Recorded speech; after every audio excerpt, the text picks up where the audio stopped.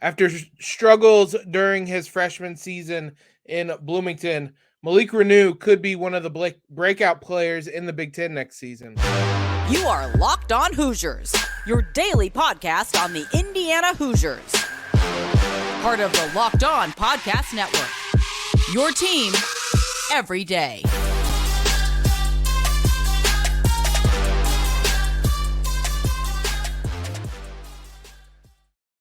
Happy Friday, everybody. You are Locked On Hoosiers, your one and only daily one-stop shop for IU athletics. And we're part of the Locked On Network, your team every day. Big thanks for making us your first listen wherever you're tuning in at, whether on YouTube or on whatever podcast platform you so choose. Appreciate you guys as always. I'm your host, Jacob Rude. Reminder, I haven't mentioned this in a while. Locked On and Sirius XM are partners, which means you can listen to us on the Sirius XM app. It also means you can listen to IU Sports on Sirius XM this fall, winter, into next year. Just during the season, all you have to do is type in Hoosiers on Sirius XM or the SXM app and listen to Don Fisher on the call, whatever the sport may be. Malik Reneau came in with a lot of I would say fanfare in his freshman season. Looked really good at the start of the year, but tailed off as the year went along. I have been bullish on him really since he first started showing what he could do on campus. I remain bullish on him, even though there were struggles next season, to the point where I think he could be one of the breakout players in the Big Ten next season. Before we look ahead, I want to look back at Malik and the freshman class as a whole from last year, those that are left. Jalen obviously going to the NBA. If you guys want to hear any more thoughts on Jalen, I know we talked a lot about Trace on this podcast. If you want to hear my thoughts on Jalen and the Lakers, there are a number of podcasts that I've gone on. You can check out my Twitter over at Jacob Rude. I went on a number of Lakers podcasts to talk about him and his fit in LA, so including Locked On Lakers. That's your number one stop. I was on their episode on Wednesday, I believe. And so head on over there and listen to us talk about Jalen and the Lakers. Let's talk about Malik, a good friend of Jalen, and look back at his freshman season first.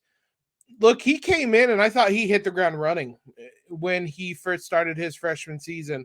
15 points in his debut against Morehead State.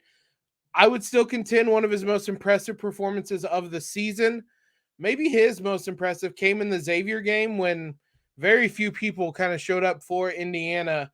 It was a lot of Trace, a lot of Xavier Johnson, and Malik Reneau. And he closed out that game and I thought really made an impression early on, to the point that I think I was making arguments early in the season that he should be starting over Race Thompson. And he looked really good through the first about 5-6 games of his freshman season. But man, sprinted straight into that freshman wall, that rookie wall, whatever you want to call it. And he struggled mightily. Once the competition level really ticked up, that UNC game, the Big Ten, the Kansas and Arizona games, there were a lot of struggles that he faced. And it was on both ends of the court. I thought a lot of times he was forcing things a little too much. And it led to him struggling with fouls a lot this season, struggling to make an impact because of fouls, but because it also felt like he wasn't letting things come to him, which is natural when you're kind of in the position he was in, where he's only getting minutes off the bench. Even if they were consistent minutes throughout the season, he's only getting minutes off the bench, and things at times I thought snowballed for him. From the UNC game through the Michigan State game in mid-January, he did not reach double figures in any game in that span. Did only average 4.9 points. He shot 47% from the field, but considering all of his shots were coming at the rim, basically, it wasn't great. It was just a struggle. And in that span, he averaged almost 3 fouls per game. He fouled out of the Michigan State game. He had 4 fouls in a number of those games. I think that was one of the biggest issues for him is the foul trouble he had all season long. That being said, I thought he powered on, powered through, figured some things out as the season went along. Had a nice game against Minnesota, a game in which, if you guys recall, Mike Woodson wasn't there. Malik was incredible in the first half and then simply didn't play in the second half. And it was one of the more confounding decisions of the year, but we won the game. And I don't know how much people even really remember the details of that game, but he played extremely well, 10 points in 12 minutes in that one. The next game against Ohio State, 15-8 in 23 minutes. And I thought that kind of started a strong run of games for him. There were still some blips along the way. It wasn't perfect, but he looked a lot better. I mean, his points were only up to 5.4, but from that Minnesota game through the end of the season, shot 57% from the field, and his fouls were down to a tick over 2 per game. Didn't fouled out of one game, the Maryland game on the road, which was about as ugly as Indiana looked at any point in the second half of the season, I think. And outside of that, he didn't foul out of any other games. He got his foul issues under control, especially down the stretch. The final 5 games of the season, he very much was never in foul trouble. I think it sent him into the offseason really strong and with a lot of optimism, and he had found solutions to the problems that he had during the season and kind of came out on the other side of that. And it is another reason why I think he could be set for a big season next year, that and a number of other reasons. But he is someone that I think will benefit from having a season under his belt, having a sense of how to play college basketball, Big Ten basketball, and having learned from guys like Trace, Race, being more familiar with Mike Woodson's style and whatnot, though that style is obviously going to change, but he's going to benefit from this season, even if it was kind of an up and down one, a frustrating one at times for him. I think there's going to be some other factors, like I said, that are really going to help him out.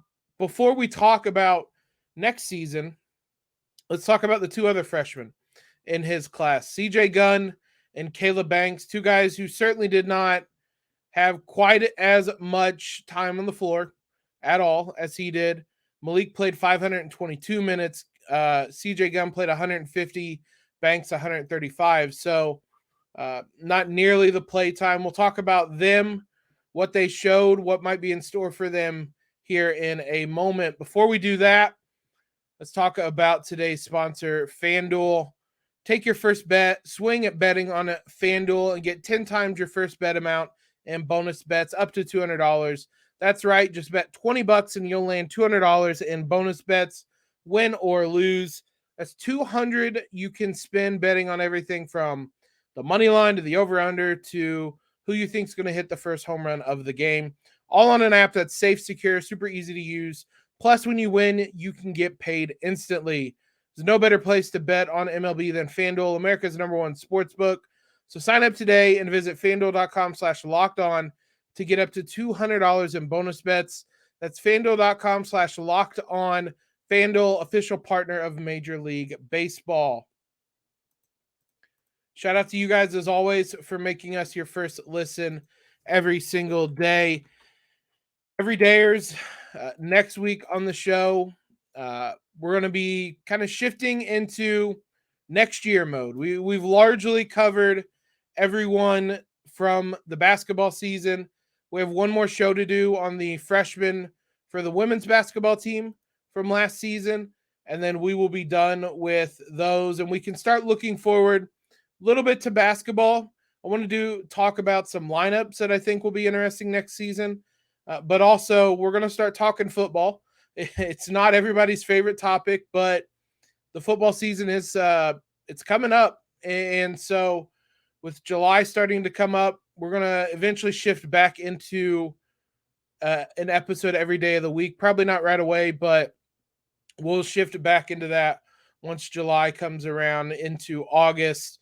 there's anything you guys want to hear us talk about, want to hear me talk about, let me know in the comments down below on a review on Locked On Hoosiers on iTunes or in the YouTube comments, and we'll certainly discuss it. I want to talk about what you guys want to hear about, so let me know down below. Let's talk CJ Gunn and Kaleb Banks, two guys that didn't have a ton of time on the floor last year. I don't want to say they didn't show a lot. I think each of them showed what they could be. They just didn't have a ton of time to do it. Not that it wasn't. What I would say is these two kind of show how tough the transition is and the adjustment is from high school to Big Ten basketball, especially for guard and perimeter players. You're not going to come in right away, and the way this league is officiated, it's a struggle to come in right away and be productive as a guard. And so I think that's part of the reason these two struggled. They showed flashes at times. CJ Gunn never was really a consistent player in the rotation. He had a couple games during non-conference play where he had big minutes. Miami game, I believe Xavier Johnson was out that game. I know it was a shorthanded IU team, and so he wasn't out. It might have just been because it was a blowout, but Jalen only played 20 minutes that game. CJ Gunn got 18. That was his second highest minutes total. He played 19 against Elon. Probably two of his best games of the season. Definitely that Elon game was his best game of the season. The only game he reached double figures in scoring. And I think what was maybe surprising and not a good way about CJ Gunn's season is how much he struggled from the three-point line. It wasn't in big volume, and it's really hard to be a consistent knockdown three-point shooter if you just don't really get minutes.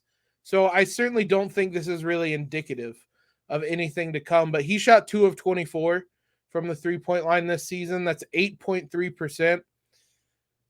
I still think he can be a floor spacer, and that's one of the skills he came in with. I'm not really putting a lot into him shooting as poorly as he did this season.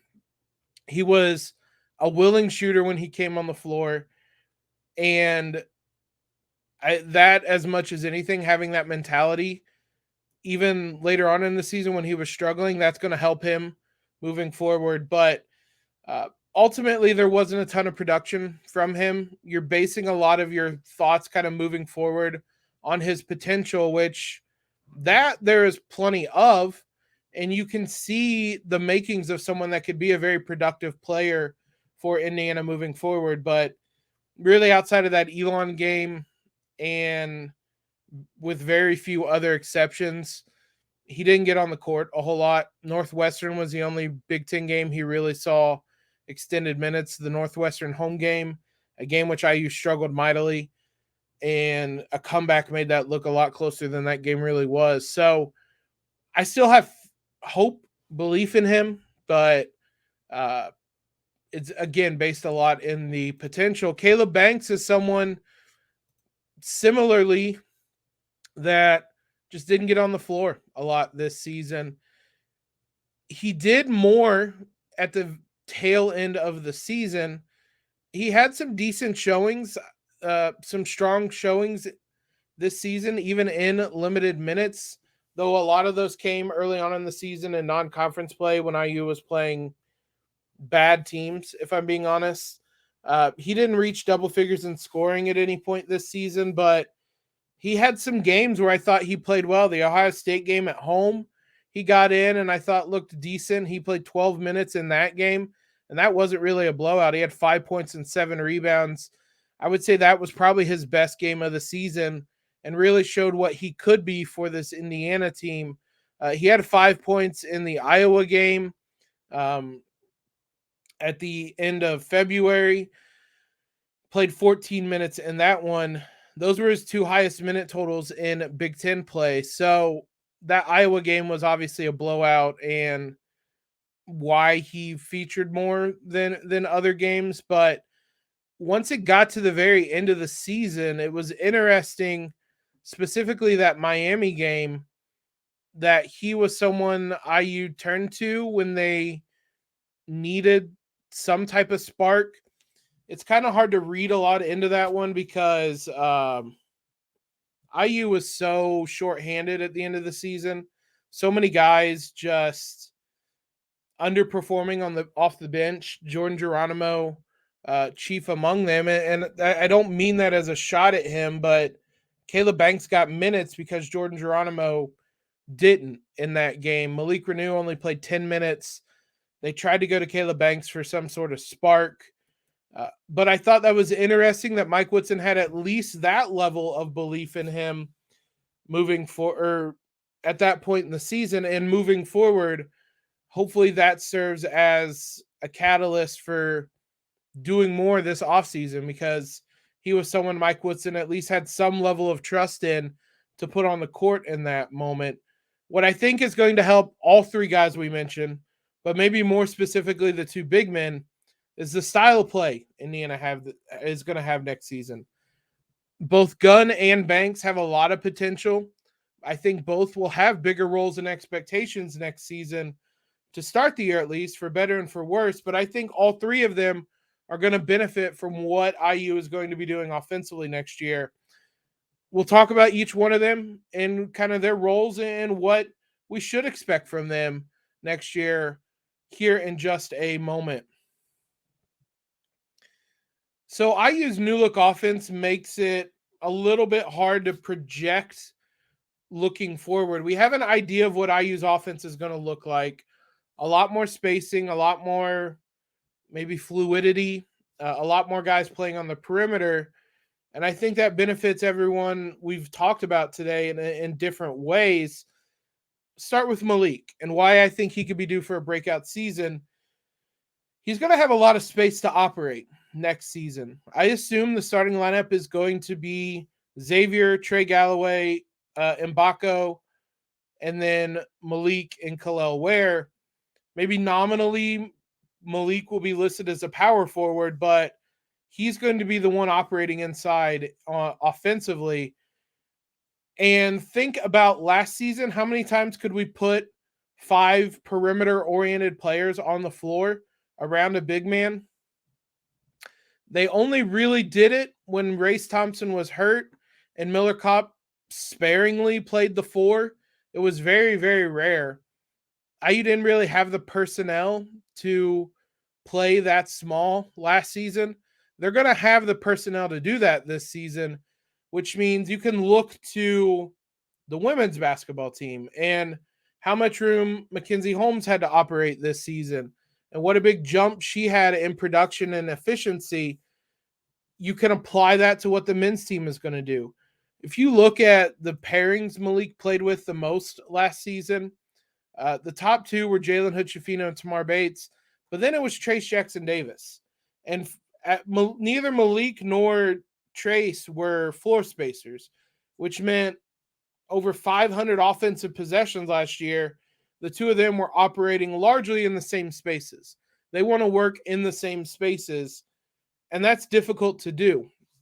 Miller Kopp was the next most common for Malik, but I think he's going to benefit from having a center like Kalel Ware that'll space the floor, having an offense that's going to be focused on more spacing, more playing with more pace, just a more modern-looking offense that isn't throw the ball in the post and everybody kind of react to what Trace is going to do. I think Malik is someone that's going to benefit greatly from that. You can throw out the Malik Kalel Ware lineups. The Malik Mbako lineups, I think, could be really interesting. If you think Malik can play as a small ball 5, I don't even know if he'd really be small ball, just as a center. And I think Mbako might be at his best as a 4 next season. So if there are minutes where they're playing the 4 and the 5 next year, I think that would benefit IU greatly. Similarly, Reneau and Walker next season, if IU is going to be kind of committed to playing small, I think those lineups would work really well for Malik and for the Hoosiers. But just compare those three guys as front court players versus guys that Malik played with last season. And I think you can see pretty quickly how different this roster, these lineups are going to look. To the point about a new look offense helping, Kaleb Banks might be one of the people who would benefit most from this new offense. What he showed, I think, most consistently last season is athleticism, effort, energy, speed that he plays with, kind of a lot of intangible things.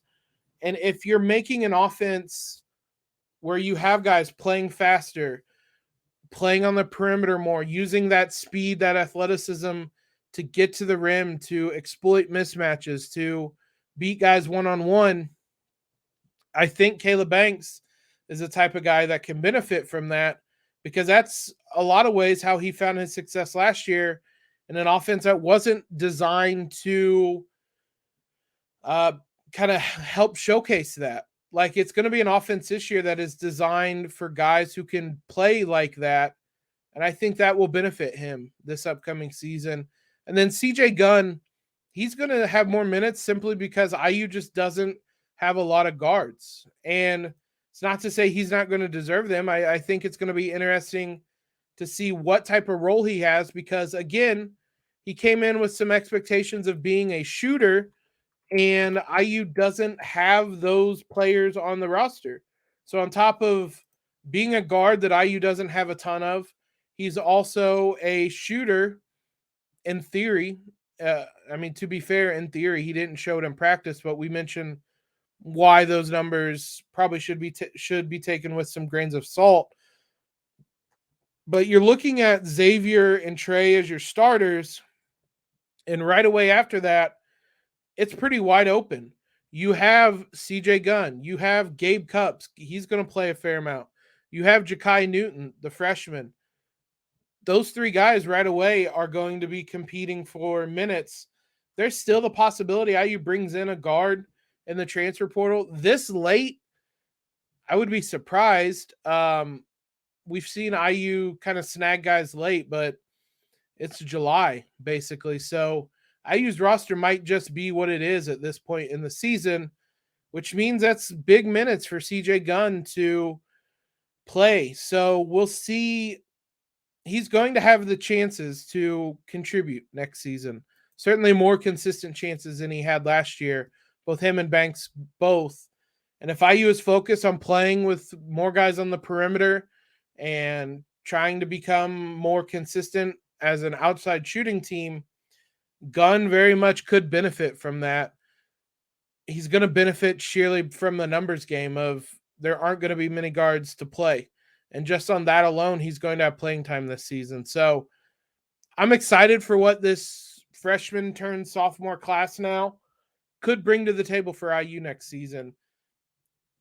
I know we've talked a lot about this year and what Mike Woodson's vision is for an offense, but you can apply that to last year's recruiting class as well, because all three of these guys are going to transition nicely into what Indiana wants to do.